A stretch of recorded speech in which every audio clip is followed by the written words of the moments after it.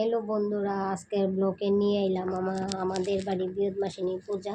এই দেখো পূজার কিছু আয়োজন করলাম, এই ফল টল বানাই এই দেখো ঠাকুর বয়ে দিলাম, বৃহস্পতিবাসিনী ঠাকুর বয়ে দিলাম।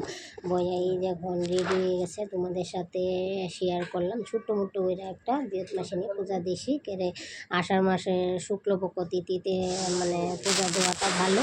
আর এই দিনে সবাই দেয়, এই আষাঢ় মাসে পূজাটা দিলে ঘরে ঘরে সবাই ঘরে ঘরে পূজাটা দেয়। তাহলে আগামী মঙ্গলবার সবাই দিছে, আমি দিছিলাম না, এই শনিবারে আমি দিলাম। আর এই দেখো এইবার ফাইসালি পড়া বুইয়া গেছি, এবার ফাইসালি পড়তাছি। এই পূজাটা কেমন হয়েছে, ভালো লাগছে নি আমার ছোট্ট মোটো ঠাকুর ঘরটা, তোমাদের কেমন লাগছে তোমরা অবশ্যই আমার কমেন্টস করে জানাই যে আমার ঠাকুর সেবাটা আর বৃহস্পতিবাসিনী পূজাটা কেমন হয়েছে। যদি ভালো লাগে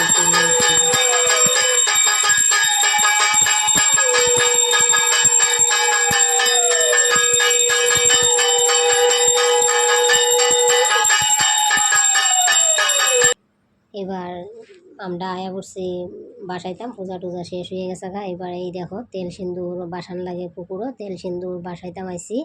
এবার তেল সিন্দুর বাসাইবার পরে পরে আমরা একটা তোমাদের সাথে শেয়ার করছিলাম যে আমরা একটা বুড়ামার মন্দির আছে, বাসায় আসানোর সময় বুড়ামার মন্দিরে গিয়ে একটু মিষ্টি আর একটু মুমদোকারি দিয়া মইটাও তোমরা সঙ্গে শেয়ার করুন। সবই তো তোমাদের সাথে শেয়ার করি।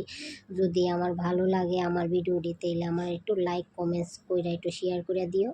এই দেখো বুড়ামার মন্দির, ছোট্ট মোট্ট মন্দির হইলো, খুব জাগ্রত মায়ের মন্দির। তোমরা যদি কেউ চিনে থাকো তো বেশ, আর যদি না চিনো তাইলে তোমরা আমার বুড়ামার মন্দিরটা আমার ভিডিওতে দেখে একটু তোমরা সবাই একটু ভালোবেসে একটু কমেন্টস করে দিও যদি ভালো লাগে আর কি।